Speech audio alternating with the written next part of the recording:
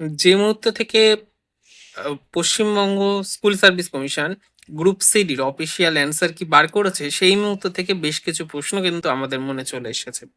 প্রথম প্রশ্ন, যে তাহলে কাট অফ কত যাবে? গ্রুপ ডির ক্ষেত্রে যে ৩টি প্রশ্নের গন্ডগোল হলো, তার ফলে যে প্রশ্নটি রং অ্যান্সার হিসাবে নির্বাচিত হয়েছে বা রং কোশ্চেন হিসাবে নির্বাচিত হয়েছে, তার জন্য কি ৪০-এ কাট অফ হবে নাকি ৩৯-এ কাট অফ হবে? সবাই কি ১ নম্বর পাবো না সবার ১ নম্বর বাদ হবে? চলুন আজকের এই ভিডিওতে আমরা এই বিষয়গুলো নিয়ে আপনাদের সামনে রাখি। সেই সঙ্গে রাখবো ২০১৬ সালে যে লাস্ট বার নন টিচিং পোস্ট হয়েছিল, সেখানে কত ভ্যাকেন্সি ছিল আর কি কি হয়েছিল তার পূর্ণাঙ্গ রিপোর্ট। যতটা বোঝা যাচ্ছে যে ওই প্রশ্নটির নাম্বার হয়তো সবাইকে দিয়ে দেওয়া হবে, অর্থাৎ রং কোশ্চেনের ক্ষেত্রে সবাইকে নাম্বার দেওয়া হবে, অথবা ৩৯ নম্বরের মধ্যে কাট অফ নেওয়া হবে। এই দুটো ছাড়া অন্য কোনো বিকল্প নেই। বাকি দুটি প্রশ্ন মা মাসিমা, সেখানে কি উত্তর হতে পারে আপনারা সবাই জেনেছেন। দুটো উত্তরই সঠিক হিসাবে নির্বাচিত হয়েছে, অর্থাৎ প্রত্যেকে এই প্রশ্নের ক্ষেত্রে এই দুটো অপশন যারা করেছেন তারা নাম্বার পাচ্ছেন। আবার আর একটা ছিল হচ্ছে সাইটের এক পেজ থেকে, মানে একই সাইটের মধ্যে বিভিন্ন পেজে যাওয়াকে কি বলে, ব্রাউজিং আর নেভিগেশনের মধ্যে কনফিউশন ছিল। ওখানেও দুটো অপশানকেই কারেক্ট হিসাবে নির্বাচিত করা হয়েছে এবং দুটো অপশানের ক্ষেত্রেই পুরো নাম্বার দেবে, এটা জানিয়েছে। এবার প্রশ্ন হচ্ছে পরীক্ষার তাহলে টোটাল মার্কস কত হলো? ৪০ই থাকলো না ৪০টা কমে ৩৯ হলো? এটা অত্যন্ত একটি জটিল প্রশ্ন। এই প্রশ্নের সঠিক উত্তর এই মুহূর্তে আমার জানা নেই। তবে যাই হোক, ৩৯ হোক বা ৪০ হোক, তাতে কিন্তু খুব একটা বদল হবে না। কেন বদল হবে না? যদি ১ নম্বর দেওয়া হয় তাহলে সবাইকে দেওয়া হবে, আর ১ নম্বর বাদ গেলে কিন্তু সবাই বাদ যাবে। সুতরাং আমরা এখানে বলতে পারি না যে আমাদের কোনো লাভ হচ্ছে। সুতরাং ৩৯ বা ৪০ এটা নিয়ে বোধহয় মাথা খারাপ করার দরকার নেই। আমরা বরঞ্চ ভেবে দেখি যে এবার কাট অফ বা কী কী ভ্যাকেন্সি আমাদের হতে পারে বা হওয়ার সম্ভাবনা আছে। কাট অফের জন্য যারা এই ভিডিওটা দেখছেন তাদের বলছি, কাট অফের কথা কিন্তু আমি ইতিমধ্যে আগের ভিডিওতে বলে দিয়েছি। পরীক্ষা শেষ হওয়ার পরেই আমি বলে দিয়েছিলাম আমার স্টুডেন্টদের কাছ থেকে ডিটেলস নিই, এবং পরবর্তীতে ফাইনাল অ্যান্সার কি বেরোনোর পরেও আমি সেটা ব্যাখ্যা করেছি। আর তাই যারা এই ভিডিওটি দেখতে চাইছেন কাট অফের ভিডিও, তাদের অনুরোধ করছি, আই বাটনে একটি ভিডিও শো করছে, সেখানে গিয়ে আপনারা ক্লিক করলে দেখতে পাবেন এই কাট অফ ভিডিওটি। এবার ২০১৬ সালের ডিটেলসটা আমি একটুখানি বলি। আমি ২০১৬ সালের ডিটেলসটা একটু লিখে রেখেছি। গ্রুপ সির মোট শূন্যপদের ৫ গুণ প্রার্থীকে কিন্তু ডাকা হবে কম্পিউটার টেস্টের জন্য। সুতরাং এই ভ্যাকেন্সিটা অনেকটাই বেশি, প্রায় আমাদের যা হিসাব রয়েছে তাতে ১০,০০০ সামথিং, প্রায় বলা চলে ১৫,০০০, ২,৯৮৯টি সিট রয়েছে ২০২৫ এই এসএসসিতে। সেখানে কিন্তু প্রায় ১৫,০০০ ক্যান্ডিডেটকে কিন্তু ডাকা হবে কম্পিউটার টাইপিং টেস্টের জন্য। গ্রুপ ডির মোট শূন্যপদ রয়েছে ৫,৪৮৮টি, অর্থাৎ প্রায় ১১,০০০ প্রার্থীকে কিন্তু ডাকা হবে গ্রুপ ডিতে। এবার এটা যদি আড়াই গুণ হয় তাহলে ১৩,০০০ মতো ক্যান্ডিডেটকে ডাকা হবে। এবার খুব ভালো করে আমার কথাগুলো শুনবেন, বোঝার চেষ্টা করবেন। গ্রুপ সির ২০১৬ সালের একটু পরিসংখ্যান আমাকে দেখে নিতে হবে। আমি যে তথ্যগুলো আপনাদের সামনে বলছি সেই তথ্যগুলো কিন্তু আমি বিভিন্ন ওয়েবসাইট থেকে পেয়েছি। ৪৪১টি ভ্যাকেন্সি ২০১৬ সালে, ২০২৫-এ সেটা বেড়ে হয়েছে ৭১৭টি। নর্থ জোনে ছিল ২৭৪টি, ২০২৫ সালে সেটা বেড়ে হচ্ছে ৬১৫। সাউথ জোনে ছিল ২৮৪টি, বেড়ে হয়েছে ৪৪৩। ওয়েস্টার্ন জোনে ৪৬১টি ছিল, সবথেকে বেশি ছিল ২০১৬ সালে ওয়েস্টার্ন জোনে গ্রুপ সি, সেটা বেড়ে হয়েছে ৪৯১, 491। সাউথ ইস্টার্ন জোন সেটা ২৪৭টি পদ ছিল, সেটা বেড়ে হয়েছে ৭২৩। এই হচ্ছে ২০১৬ আর ২০২৫-এর পরিসংখ্যান। ঠিক আছে, এইবার এখানে কিছু প্রশ্ন আপনাদের মনে আসতে পারে। সেই প্রশ্ন হচ্ছে যে স্যার, এই ক্যাটাগরি ডিভাইডটা আমাদের যদি বলতেন তাহলে ভালো হতো, এসসি, এসটি, ওবিসি, ইডাব্লিউএস ইত্যাদি বিষয়। আমি সেই ক্যাটাগরির ডিটেলস হিসাবে যাব না। কেন যাব না? আমার টোটাল আসন বেড়েছে, এটা আমার কনফার্ম হয়ে গেছে। এবং যাই হোক পুরনোরা চাকরিতে পাবেই, এটা আমি কনফার্ম। আমি পুরনোরা প্রত্যেকেই চাকরি পাবে, এটা কোনো দ্বিমত আমার অন্তত নেই।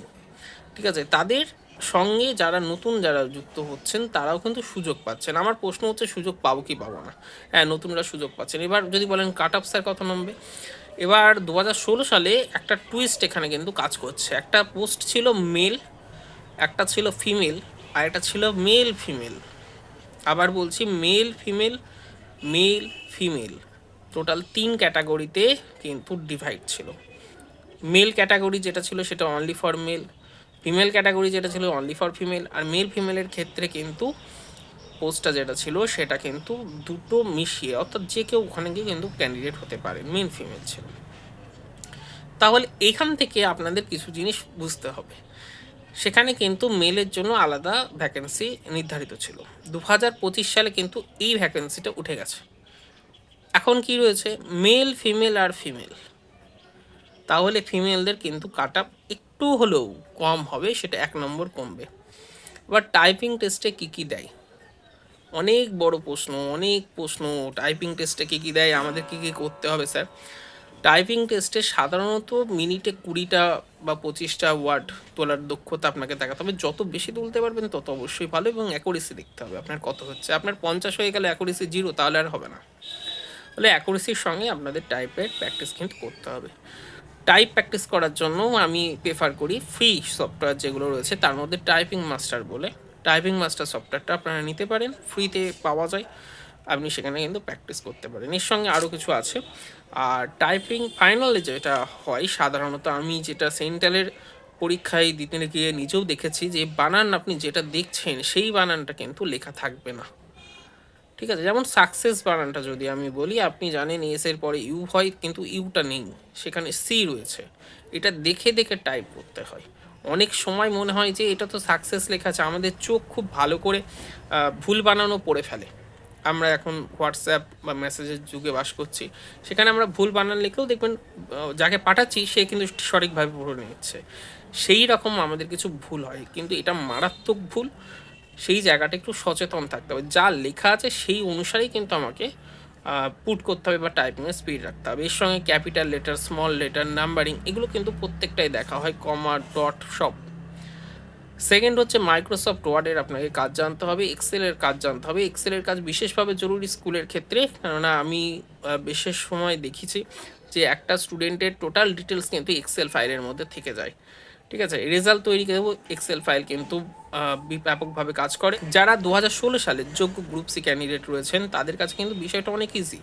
তারা জানেন কিভাবে সিট তৈরি করতে হয়, কিভাবে রেজাল্ট তৈরি করতে হয়, এগুলো তারা অভিজ্ঞ রয়েছেন, যথেষ্ট অভিজ্ঞ।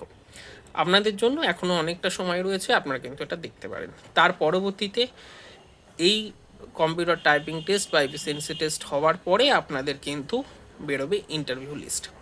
এবার প্রশ্ন হচ্ছে, স্যার যে টাইপিং টেস্ট হবে সেটা কত নম্বরে কাট আপটা যাবে, মানে টাইপিং টেস্টের আগে টাইপিংয়ে যাদের ডাকবে তাদের নাম্বার কাট আপ কত হবে? সেটা কি 60-এর মধ্যে কাউন্ট হবে না 75-এর মধ্যে কাউন্ট হবে?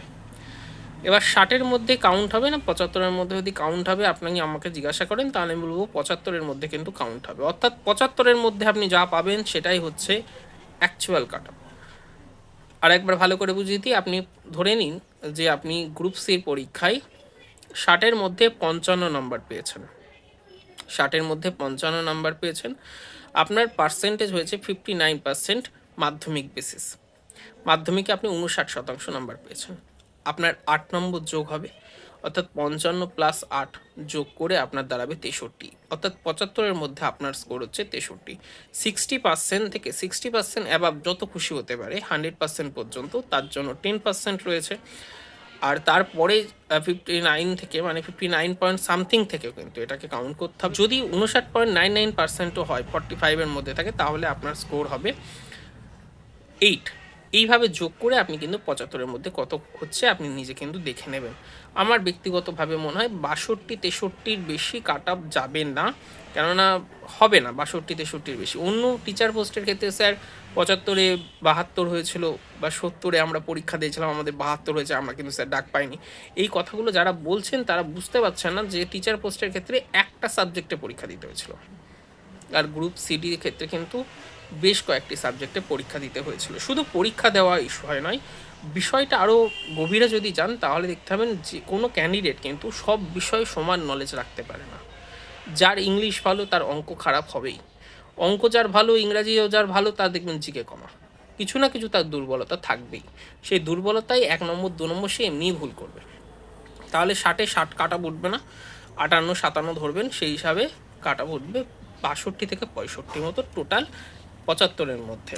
যারা 2016 সালে চাকরি করতেন তাদের 5 নম্বর কিন্তু যোগ করেই আমি বলছি এখানে।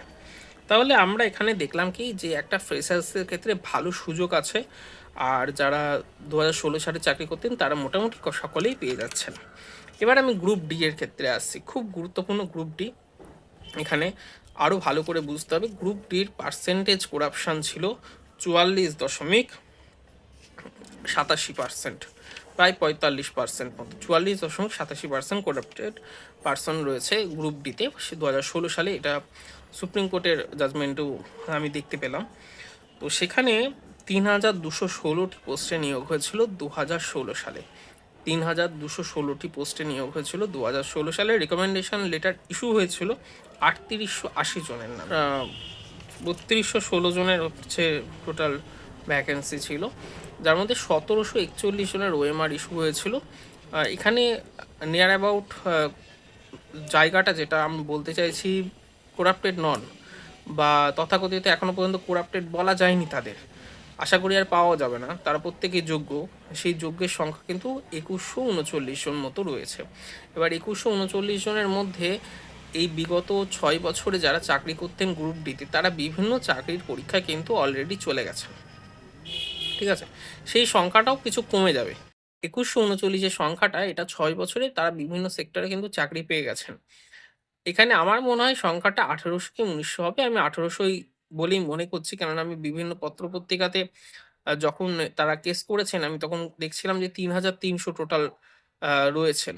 তো আমার মনে হয় না খুব একটা বেশি এখানে সংখ্যাটা হবে, 1800-1900 মধ্যেই থাকবে, আমি 2000 ধরে নিলাম এখানে, এক্সাক্ট ফিগারটা আমার কাছে নেই, ঠিক আছে, তাও আমি এখানে 2000 ধরলাম, অ্যাকচুয়াল তারা নন টেন্ডেড রয়েছেন 2100 মতো।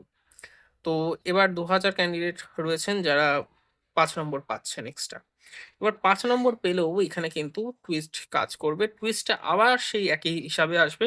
2016 সালে 3216 জনের নিয়োগ হয়েছিল, যার মধ্যে 2000 জন যদি ফ্রেশ ক্যান্ডিডেট হয়, 1200 জন করাপ্টেড, প্লাস এবছর কিন্তু 5488 জনের কিন্তু নিয়োগ হওয়ার কথা, 5488 জনের নিয়োগ হওয়ার কথা, অর্থাৎ তার যদি 2 গুণ বা 3 গুণ 2.5 গুণও ডাকা হয় তাহলে নিয়ার অ্যাবাউট 11,000 থেকে 12,000 গ্রুপ ডির জন্য কিন্তু ইন্টারভিউতে ডাকা হবে।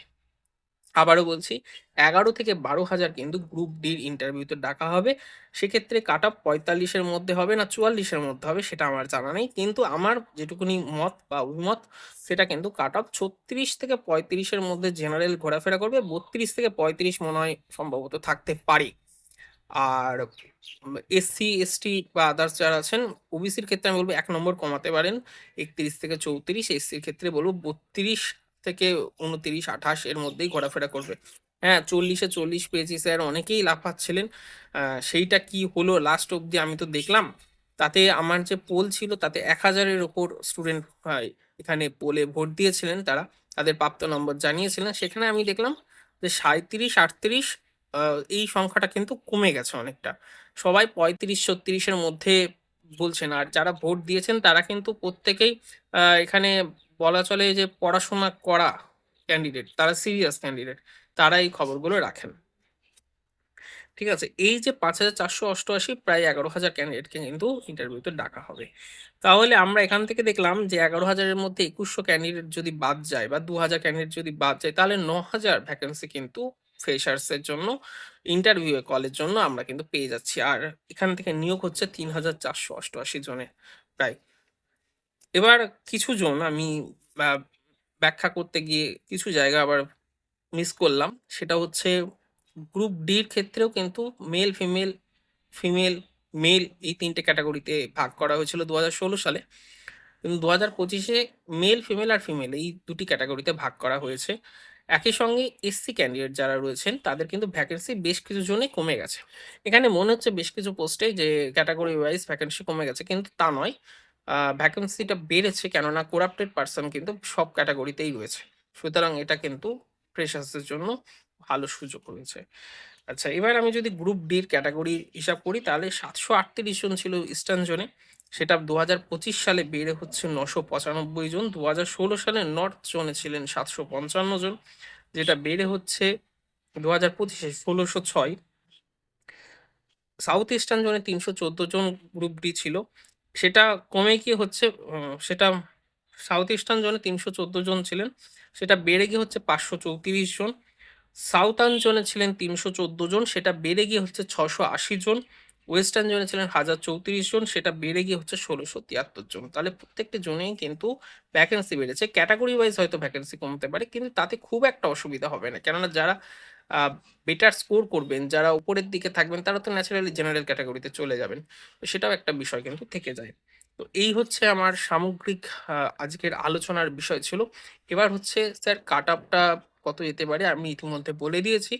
এবার হচ্ছে রেজাল্ট কবে বেরোতে পারে? খুব কঠিন প্রশ্ন, রেজাল্ট কবে বেরোতে পারে। আপনি যদি জিজ্ঞাসা করতেন পরীক্ষায় স্যার কিরকম প্রশ্ন আসতে পারে, আমি একটা আইডিয়া দিতে পারতাম, কিন্তু পরীক্ষার রেজাল্ট কবে বেরোতে পারে তার কোনো আইডিয়া আমার কাছে নেই। কোনো আমার কাছে খবর নেই। বিভিন্ন ফেসবুক পেজ বা গ্রুপগুলোতে দেখছি তারা কিন্তু বলছেন 20 তারিখের মধ্যে নাকি বেরিয়ে যাবে এই মাসে। তো যদি বেরোয় সেটা অলওয়েজ ওয়েলকাম, আমি সবসময় চাইবো যত তাড়াতাড়ি সম্ভব বেরোক। কিন্তু এতটা সোজা বোধহয় জিনিসটা নয়, কেননা ক্যান্ডিডেট কিন্তু অনেক বেশি। যদি 8 লাখ পরীক্ষার্থী হয় একটা সেক্টরে, মানে সি বা ডি এর, সেই 8 লাখ পরীক্ষার্থীর মধ্যে আমি যদি কম করেও ধরি 6 লাখ পরীক্ষার্থী পরীক্ষা দিয়েছেন, তাদের এত কম সময়ের মধ্যে দেখে ফাইনাল অ্যান্সার কি বার করার পর আহ, এটা ম্যাটার অফ জোকস মনে হচ্ছে আমার কাছে অন্তত। তো দেখা যাক, সেটা সময় বলবে, হতেও পারে। যদি হয় সেটা অলওয়েজ ওয়েলকাম, তাহলে আমরা বুঝবো যে রাজ্যে অন্তত চাকরি পাওয়ার দ্রুততা বাড়ছে। তো এই বিষয়টা আমাদের কাছে থাকবে। এবার পরবর্তী যে প্রিপারেশন কি স্যার নেওয়া শুরু করব? অবশ্যই প্রিপারেশন নেওয়া শুরু করে দিন। প্রিপারেশন নিতে গেলে কিন্তু অনেকটা সময় লাগবে।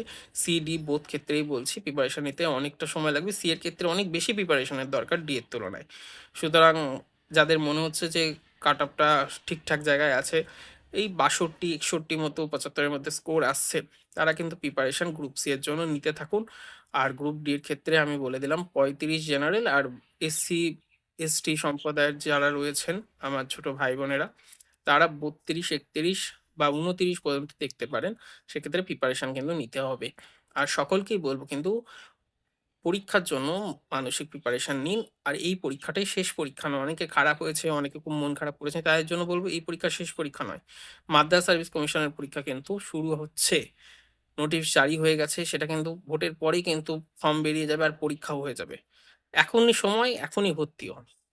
যে সেন্টারে খুশি, আমার সেন্টারে ভর্তি হতে পারেন বা যেকোনো সেন্টারে ভর্তি হতে পারেন। এখন থেকে যদি ভর্তি হন তবে কি হবে, আপনারা অ্যাডমিট কার্ড দিল তারপরে অনেকে ভর্তি হতে যান, তখন আর ভর্তি হয়ে লাভ নেই। বইয়ের পৃষ্ঠা উল্টাতে উল্টাতেই সময় শেষ হয়ে যায়। এটাও একটু মাথায় রাখবেন। সকলে ভালো থাকবেন, শুভেচ্ছা রইল। এই রকম ভিডিও দেখার জন্য আমাদের চ্যানেল সাবস্ক্রাইব করুন। ভালো লাগলে লাইক করুন, কোনো প্রশ্ন থাকলে কমেন্টস করুন।